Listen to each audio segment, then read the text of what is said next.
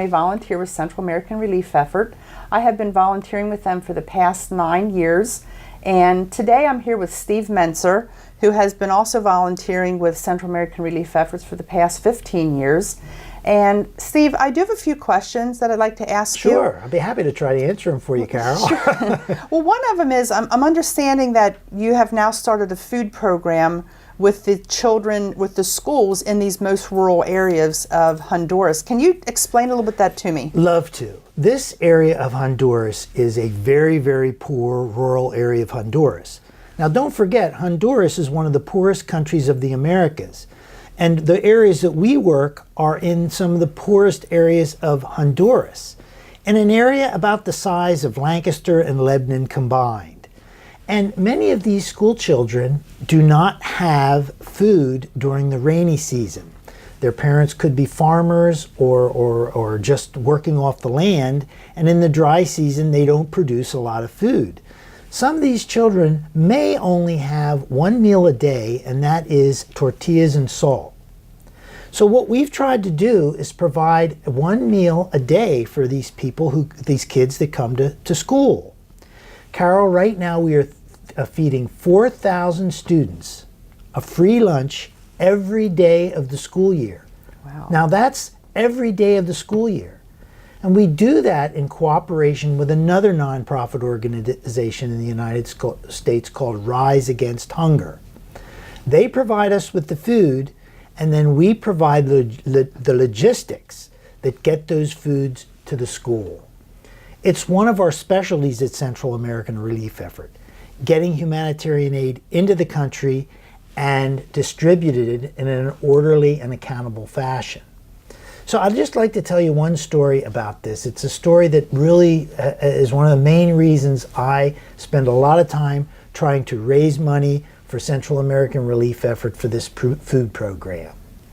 Love to hear it. 4 years ago, I was in Honduras, and somebody took me to a town called La Laguna. I had never heard of La Laguna before, so we got in a pickup truck, four-wheel drive, and we drove for an hour and a half.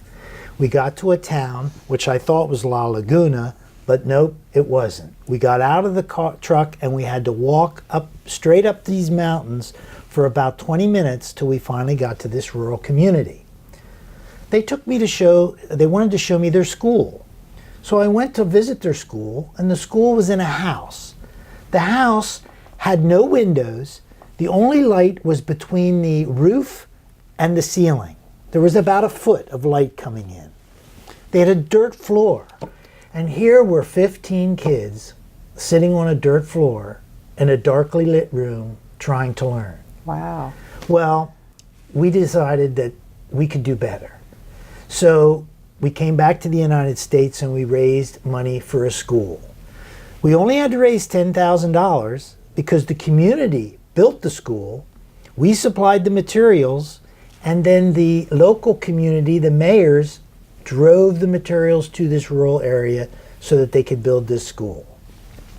After the school was built, they were a participant in this free lunch program. Now here's the thing.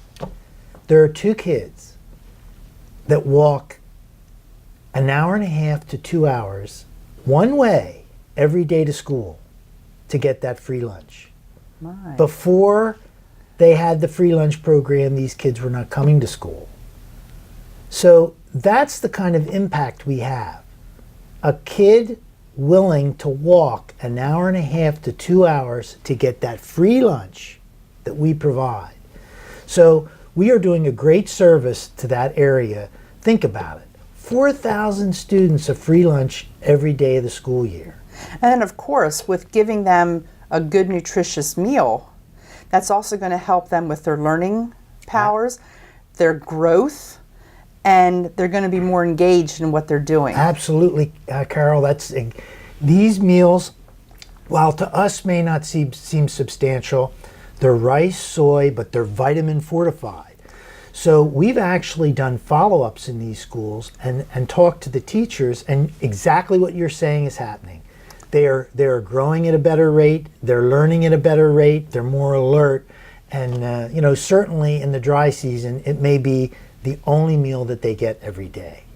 Wow. So it costs money for us to get these meals down there.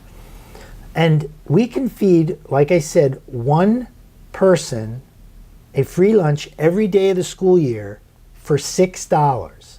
That's not $6 a day.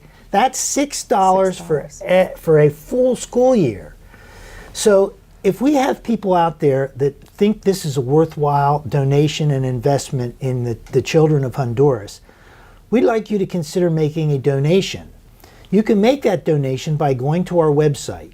You can either Google Central American Relief Efforts, that should get you there, or you can go to www.carelief.org and you can help us by making a donation. So let's assume you wanted to take on the idea of feeding 10 children a free lunch every day of the school year. That would only cost you $65. You could feed 100 students a free lunch every day of the school year for $650. So please consider a donation. This is a very worthwhile project.